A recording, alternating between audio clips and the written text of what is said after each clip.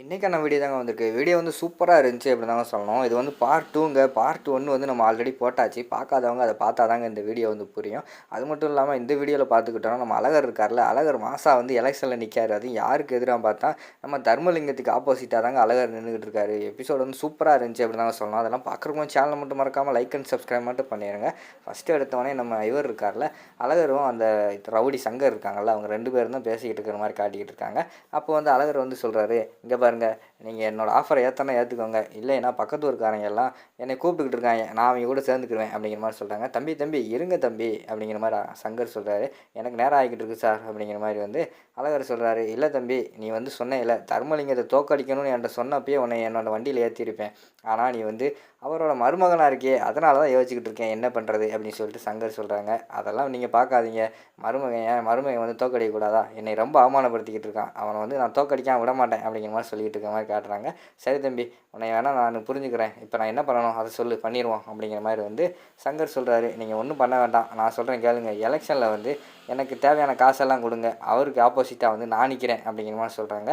டேய், என்னடா நினச்சிக்கிட்டு இருக்க, ஐயா எலெக்ஷனில் நின்று உங்கள் மாமனார் ஜெயிக்கணும்னு நினச்சா இப்போ நீ நின்று நீ ஜெயிக்கணும்னு நினைக்கிறியா? அப்போனா உங்கள் குடும்பத்தில் உள்ள ஆளுகளே வந்து எப்போயுமே எலெக்ஷனில் நிற்கணும்னு நினச்சிக்கிட்டு இருக்கீங்களா? நீங்களே வந்து இப்போ எப்போ பார்த்தாலும் பிரசிடெண்ட்டாக இருக்கணும்னு நினைக்கிறீங்களா அப்படிங்கிற மாதிரி வந்து அவங்க டிரைவர்லாம் கேட்காங்க. சார் இப்போ தான் புரியுது எதுக்கு நீங்கள் இன்னும் வந்து வட்டி காசு விட்டுக்கிட்டே அலைகிறீங்க, எதுக்கு அரசியல் பக்கம் வர முடியலன்னு. இப்படிப்பட்ட ஆள்லாம் வச்சுருந்தா எப்படி உங்களால் வர முடியும்? நீங்கள் நல்லா யோசிச்சு பாருங்கள், உங்களுக்கு தெரியும் நான் சொன்னது கரெக்டுன்னு உங்களுக்கு அப்போ தான் புரியும் அப்படிங்கிற மாதிரி சொல்லிவிட்டு அந்த இடத்துல இருந்து வந்து அழகர் வந்து போயிடுறாரு.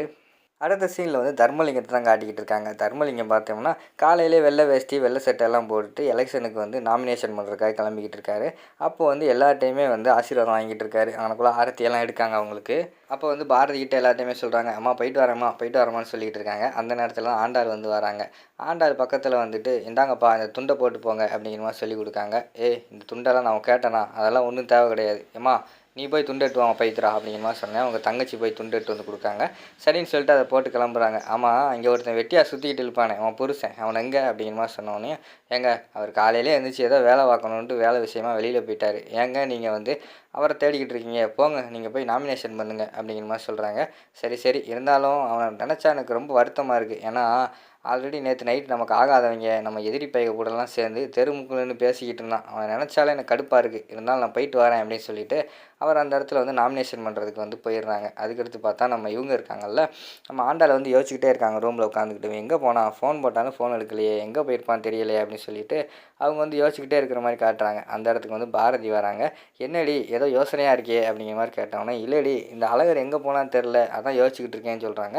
எதுக்கு ஃபோன் போட்டு கேட்டுரு அப்படிங்கிற மாதிரி சொன்னோன்னே, இல்லடி நான் காலையிலேயே வந்து 2-3 தடவை ஃபோன் போட்டேன், ஃபோன் எடுக்க மாட்டேங்கான், என்னன்னு தெரியலை அப்படிங்கிற மாதிரி சொல்கிறாங்க.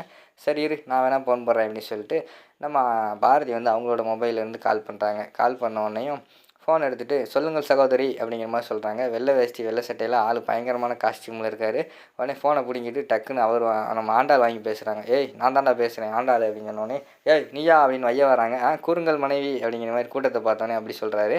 உடனே எங்கடா இருக்க சொல்கிறா அப்படிங்கிற மாதிரி சொன்னோடனே, நான் ஒரு வேலை விஷயமா வந்திருக்கேன், என்ன உனக்கு விஷயம், என்ன உனக்கு வேணும் அப்படிங்கிற மாதிரி சொன்னோன்னே, இப்போ எங்கே இருக்க, என்ன வேலை அப்படிங்கிற மாதிரி சொன்னோன்னே, என்ன வேலையா, அதை வந்து உங்கள் அப்பா இருக்கான்ல அவன் வந்து சொல்லுவான் அப்படிங்கிற மாதிரி சொல்கிறாங்க. என்னது அவரதுக்கு வந்து சொல்ல போகிறாருமா வேலையை அப்படிங்கிற மாதிரி சொன்னோடனையும், நீ வேணால் பாரு, உங்கள் வீட்டுக்கு வந்தோடனே உங்கள் அப்பா வந்து என் வேலை என்னென்னு உன்ட்ட சொல்லுவான் அப்படின்னு சொல்லிட்டு ஃபோனை வச்சிடுறாங்க.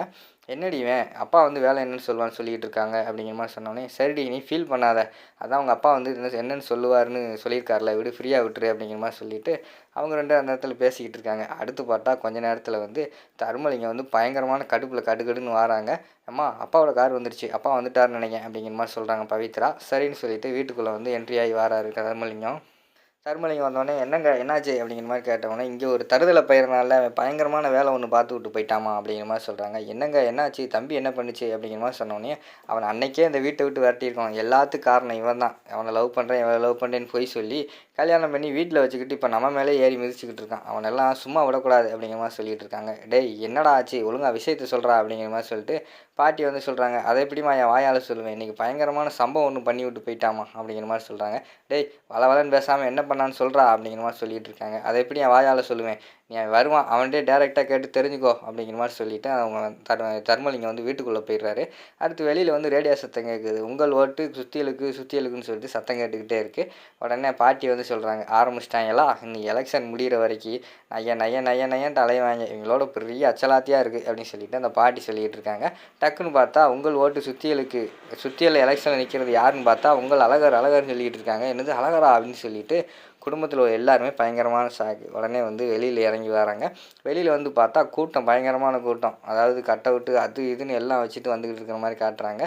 உங்கள் ஓட்டு சுத்தியலுக்கு அப்படின்னு சொல்லிட்டு கத்திக்கிட்டே ஒரு குரூப் வேறு வந்துக்கிட்டு இருக்குது. பின்னாடி பார்த்தா ஒரு ஜீப்பில் வந்து மாசா வணக்கம் சொல்லிக்கிட்டே, அதாவது அரசியல்வாதி வருவாங்கள்ல அது மாதிரி வந்துக்கிட்டு இருக்காரு நம்ம அழகர். உங்கள் ஓட்டு அப்படின்னு சொல்லிட்டு உடனே வந்து என் பேராண்டி இந்த வேலை தான் பார்க்க போகிறான்னா சூப்பர், ஏய் போய் ஆரத்தியெல்லாம் எடுத்துகிட்டு வாங்கடி அப்படிங்கிற மாதிரி சொல்கிறாங்க.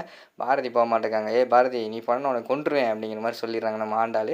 யாருமே அந்த இடத்துல வந்து போக மாட்டேங்கிறாங்க. உடனே வந்து நம்ம பாட்டி வந்து சொல்கிறாங்க, ஏடி நீயாவது போய் எடுத்துகிட்டு வாடி அப்படின்னு சொல்லிட்டு அவங்க மருமகளை சொல்கிறாங்க. அவங்க நான் போகலை, உங்கள் பையன் பார்த்தா என்னை திட்டுவார் அப்படின்னு சொல்லிகிட்டு இருக்காங்க. இங்கிட்டு பார்த்தா வணக்கம் போட்டு மாதம் இறங்கி வர மாதிரி காட்டிக்கிட்டு இருக்காங்க அழகரை. அதோட பார்த்தீங்கன்னா இந்த எபிசோட வந்து முடிச்சிடுறாங்க.